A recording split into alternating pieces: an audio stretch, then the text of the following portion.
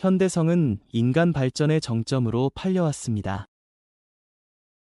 우리는 역사상 가장 좋은 시대에 살고 있다고 들어왔습니다.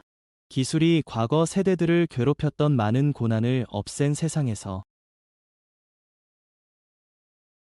우리는 지구 어디에 있는 사람이든 즉시 소통할 수 있고 무한한 양의 정보에 접근할 수 있습니다. 그리고 불과 몇십 년 전만 해도 상상할 수 없었던 편안함을 누릴 수 있습니다.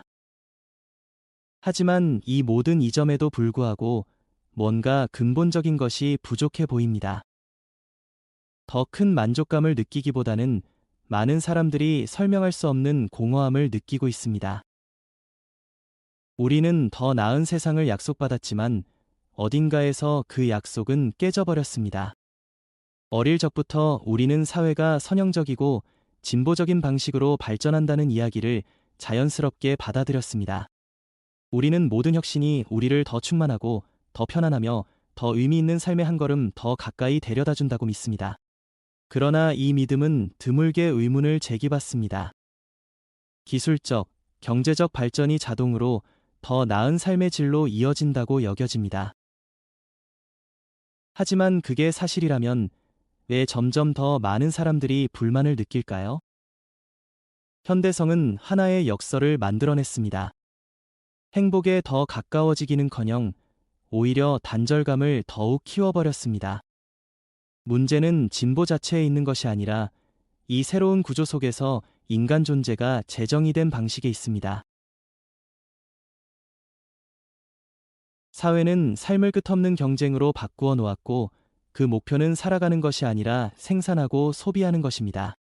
우리는 충만함의 열쇠가 끊임없는 성장, 재화의 축적, 시간의 최적화, 성과의 극대화에 있다고 배웁니다. 그러나 이러한 이상을 집착적으로 추구하면서 우리는 본질을 놓쳐버렸습니다. 진보의 약속은 우리에게 연결의 환상도 함께 팔았습니다. 기술이 우리를 그 어느 때보다 가깝게 만들고 거리를 없애며 인간관계를 촉진시킬 것이라고 들었습니다. 그러나 현실은 그렇지 않다는 것을 보여줍니다. 즉각적인 소통은 유대를 강화한 것이 아니라 오히려 더 얕게 만들었습니다. 디지털 상호작용은 진정한 접촉을 대체했고 다른 사람들의 삶을 끊임없이 보게 되는 것은 비교를 파괴적인 습관으로 만들어버렸습니다. 인류는 이토록 다양한 소통 방식에 접근할 수 있었던 적이 없었지만 고립감은 오히려 더 커져만 갑니다. 이 깨진 약속의 또 다른 축은 지식이 우리를 자유롭게 해줄 것이라는 생각입니다. 정보에 대한 접근은 사실상 무제한이지만 그것은 세상에 대한 더 깊은 이해로 이어지기보다는 우리를 산만함의 바다에 빠뜨렸습니다. 우리는 주의를 분산시키고 사색할 틈조차 허락하지 않는 자극 속에 살아가고 있습니다. 정보는 더 이상 지혜를 위한 수단이 아니라 오히려 우리를 풍요롭게 하기보다 즐겁게 하기 위해 만들어진 빠른 소비용 상품이 되었습니다. 이 시스템의 구조 자체가 우리의 열망과 기대를 형성해왔습니다. 성공이 곧 지위와 동의어라고 우리는 들어왔습니다. 경제적 안정이 행복의 기초라고도요. 삶은 성과를 기준으로 계획되고 측정되어야 한다고요. 하지만 이러한 목표들은 만족감을 주기는커녕 끊임없는 부족함을 느끼게 만듭니다. 진보는 존재를 기계적으로 바라보는 시각을 강요했고 사람의 가치는 사회기계 안에서의 생산성과 유용성으로 측정됩니다. 근본적인 문제는 현대성이 삶의 의미를 인간의 행복을 위해 설계되지 않은 기준으로 재정의했다는 점입니다. 개인적 성장은 경제 성장보다 뒤로 밀렸고 내면 성찰보다는 오락이, 의미보다는 효율이 우선시되었습니다. 우리는 결국 우리 안의 공허함을 채우지 못하는 목표들을 쫓도록 훈련받아 왔습니다. 진보의 역설은 그것이 우리를 더 효율적으로 만들었을지언정 더 행복하게 만들지는 못했다는 것입니다. 우리는 더 많이 연결되었지만 더 많이 하나 되지는 않았고 더 많은 정보를 알게 되었지만 더 현명해지지는 않았습니다. 이러한 모순은 우연이나 단순한 시스템의 결함이 아닙니다. 그것은 개인의 충족보다 사회의 작동을 우선시하는 구조의 필연적인 결과입니다. 현대 사회는 우리를 멈추지 않는 기계의 부속품으로 규칙이 이미 정해진 게임의 참가자로 만들었고 그 길이 어디로 향하는지 묻지 않고 계속 나아가는 것만이 유일한 선택처럼 보입니다. 현대 생활의 구조는 멈추지 않는 시스템 속에서 사람을 그 유용성에 따라 형성해 왔습니다. 사람은 태어날 때부터 끊임없는 노력을 요구하는 기계에 맞춰지도록 준비됩니다. 우리는 일이 존재의 본질이라는 생각으로 교육받습니다. 일은 하루하루의 의미를 부여하는 목적입니다. 그러나 이 모델 안에서 일은 개인적 성취의 길로 제시되지 않는 경우가 많습니다. 대신 삶의 리듬을 지배하는 피할 수 없는 의무가 됩니다. 시간, 에너지, 건강을 빨아들이면서도 단순한 생존 외에는 실질적인 보상을 제공하지 않습니다. 근무 시간은 미묘하면서도 끊임없이 연장됩니다. 일이 끝난 후에도 마음은 끊이지 않는 걱정에 사로잡혀 있습니다. 삶을 더 쉽게 만들어줄 것이라 약속한 기술은 오히려 개인 생활과 직업 생활의 경계를 흐리게 하며 사람들을 항상 대기 상태로 유지하게 만들었습니다. 피로는 육체적인 것뿐만 아니라 정신적인 것이기도 합니다. 끝없는 순환에 갇혀 있는 지속적인 소진의 느낌입니다. 매일이 어제와 똑같이 느껴지고 멈춤이나 진정한 휴식은 허락되지 않습니다. 생산성은 최고의 미덕으로 미화되었고 여가는 시간 낭비로 간주되며 기본적인 욕구에서 밀려나 버렸습니다. 이 시스템은 눈에 보이지 않지만 지속적인 바쁨의 압박을 가합니다. 아무것도 하지 않는 것은 용서받지 못할 죄처럼 여겨집니다. 마치 존재 자체가 쉬지 않고 생산하는 능력에 달려있는 것처럼 보입니다. 하지만 끝없는 이 경쟁 속에서 피로는 불가피합니다. 불안과 스트레스는 예외가 아니라 성과에 따라 자신의 가치를 측정하도록 조건화된 사람들의 자연스러운 상태입니다. 소비는 이 방정식의 또 다른 축으로 등장합니다. 이 시스템이 작동하려면 끊임없이 일하는 것만으로는 부족합니다. 소비도 필요합니다. 우리는 물질의 축적에서 만족을 찾고 소비를 행복으로 가는 길로 여기도록 배워왔습니다. 하지만 그 행복은 결코 도달하지 않습니다. 왜냐하면 이 메커니즘은 끝없이 갈망하도록 설계되어 있기 때문입니다. 하나의 제품을 얻는 순간 또 다른 필요가 생깁니다.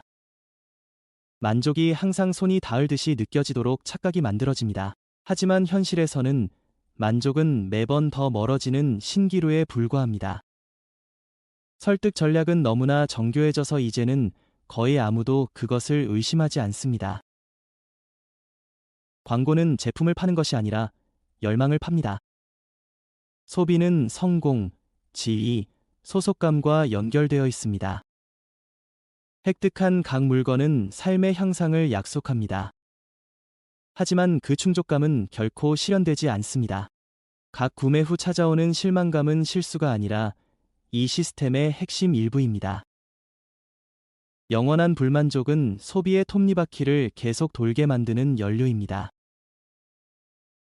이 모델은 우리의 시간에 대한 인식마저 바꾸어 놓았습니다. 사람들은 더 이상 현재를 살지 않고 끊임없이 미래를 기대하며 살아갑니다. 우리는 다음 휴식을 기다리며 일합니다. 다음 업그레이드를 기다리고 이상적인 순간을 기다리지만 그 순간은 결코 오지 않습니다. 현재는 단지 미래에 도달하기 위한 수단일 뿐이며 그 미래가 결국 도착해도 과거와 다르지 않습니다. 우리는 더 나은 무언가에 대한 영원한 약속 속에서 살며 그 과정에서 인생이 흘러가고 있다는 사실을 깨닫지 못합니다. 인간 간의 단절도 이 모델의 또 다른 결과입니다. 사람 간의 상호작용은 상품화되어 시스템의 나머지를 지배하는 효율성과 수익성의 논리에 따라 거래로 축소되었습니다. 시간은 희소한 자원이 되었고 관계는 이러한 사고방식의 영향을 받습니다. 대화는 알림에 의해 중단되고 만남은 과도하게 빡빡한 일정 속에 끼워 넣어집니다. 집중이 기본값이 아닌 환경 속에서 깊은 유대는 약해집니다. 극단적인 개인주의가 이상처럼 장려되었지만 실제로는 사람들을 고립시켰습니다. 자기 충족이 미덕으로 포장되어 감정적 의존은 약점으로 여겨지게 되었습니다. 각 개인이 완전히 자율적이어야 하며 누구의 도움도 없이 삶을 헤쳐나가야 한다는 생각이 정상화되었습니다. 하지만 현실은 인간의 연결이 선택적인 사치가 아닌 기본적인 필요라는 것입니다. 의미 있는 유대의 부재는 오락, 성공, 재산으로도 채울 수 없는 공허함을 남깁니다. 이 모델의 결과는 외로움이 조용한 전염병이 되어버린 사회입니다.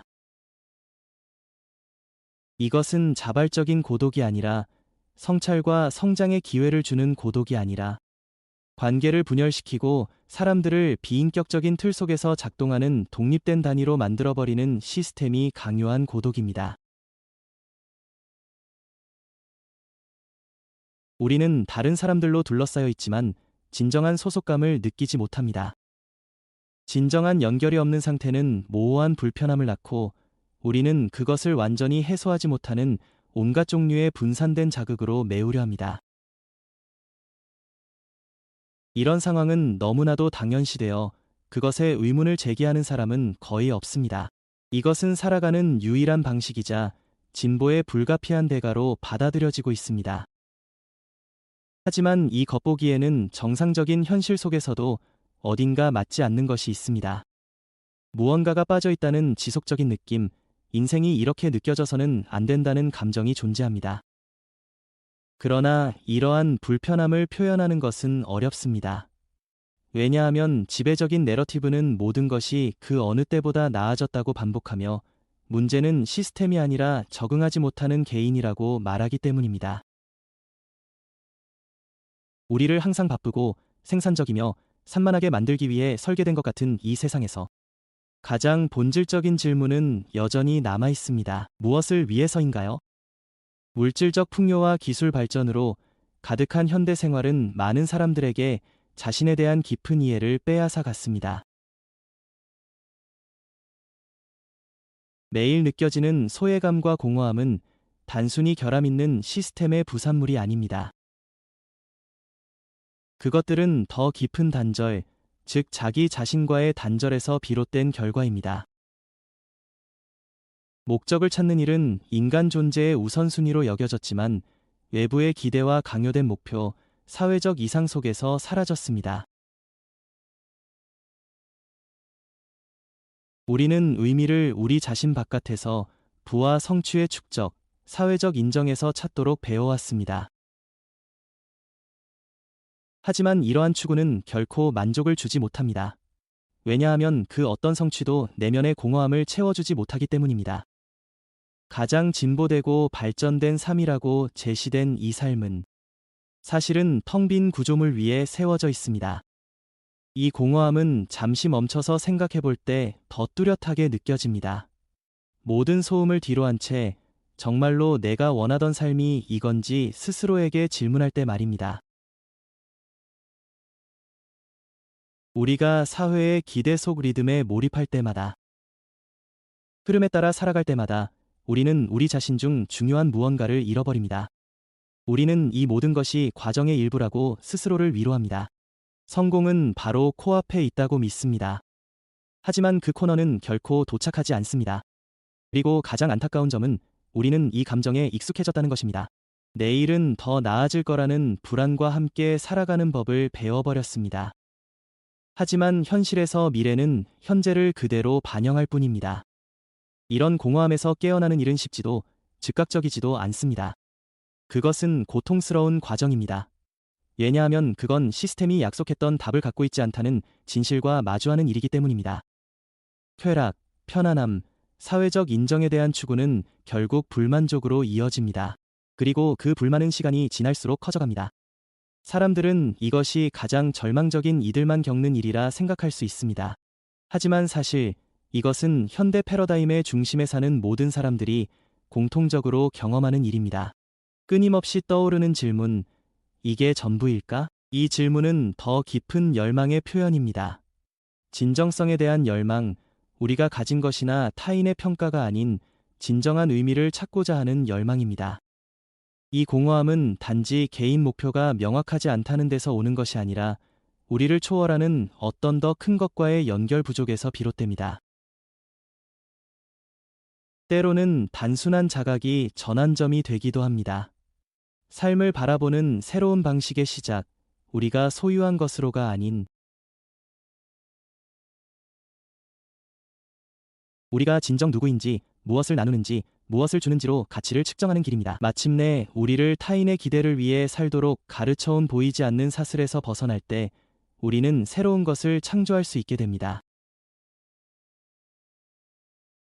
그리고 바로 거기에 현대사회의 진정한 위기가 존재합니다. 진보의 부족이 아니라 그 진보와 함께 따라오는 공허함 속의 말입니다. 우리는 수많은 발전을 이루었고 빠르게 나아갔지만 그 과정에서 본질로부터 점점 더 멀어졌습니다. 가장 본질적인 것들로부터 말이죠. 우리는 마치 미로에 갇힌 듯한 상태에 이르렀습니다. 성공과 소비, 생산성이 궁극적인 목표로 추앙받는 곳 말입니다. 하지만 결국 그것들은 단지 환상에 불과합니다. 우리는 그 환상을 좇느라 바쁜 나머지 끝이 없는 반복 속에 갇혀버립니다. 언제나 만족을 향해 손을 뻗지만 결코 닿을 수 없는 상태로 말이죠. 하지만 진실은 우리가 진정으로 필요한 것은 더 많은 물건이 아닙니다. 더 많은 성취나 더 많은 체크리스트를 채우는 것도 아니죠. 우리가 진정으로 필요한 것은 긴장감 속에서 살아가는 것, 인간다움을 되찾는 것, 느끼는 법, 속도를 늦추는 법, 지금 이 순간에 존재하는 법을 기억하는 것입니다. 스스로와 타인과 돈으로 살 수 없고 얻거나 측정할 수 없는 더 깊은 어떤 것과 다시 연결되는 것입니다. 왜냐하면 우리가 바깥에서 답을 찾으려는 시도를 멈추고 내면의 목소리에 귀를 기울일 때 비로소 중요한 깨달음을 얻게 되기 때문입니다. 삶의 의미는 결코 그 바쁨 속이나 소음 속, 멈추지 않는 세상의 속도 속에 숨겨져 있지 않았습니다. 언제나 고요함 속에 있었습니다. 솔직한 생각이 드는 조용한 순간들 속에, 진정한 관계의 깊이 속에, 그리고 우리가 누구인지에 대한 연결 속에 있습니다. 겉으로 드러난 모습들, 맡은 역할들, 타인의 기대를 넘어서서 말이죠. 만약 이 메시지의 어떤 부분이라도 당신에게 와닿았다면 작은 부탁을 드리고 싶습니다. 이 영상을 좋아요 누르거나 댓글을 남기거나 채널을 구독해 주실 수 있을까요? 작은 좋아요 버튼이 별거 아닌 것처럼 느껴질 수도 있지만 사실 그것은 이 메시지가 더 많은 사람에게 닿을 수 있도록 돕는 강력한 방법입니다. 그들도 이 메시지를 필요로 할 수 있거든요. 그리고 곧 화면에 몇 개의 추천 영상이 뜰 텐데요. 무슨 내용인지 설명할 수도 있겠지만 이 영상에서 나눈 이야기보다 더 깊은 주제로 이어지는 내용들입니다. 만약 당신이 자기 발견의 여정을 계속 이어가고자 한다면 꼭 한번 보시길 바랍니다. 이 자리에 함께 해주셔서 감사합니다. 이 성찰의 여정에 동참해주셔서 감사하고 진심으로 곧 다시 만나 뵙기를 바랍니다.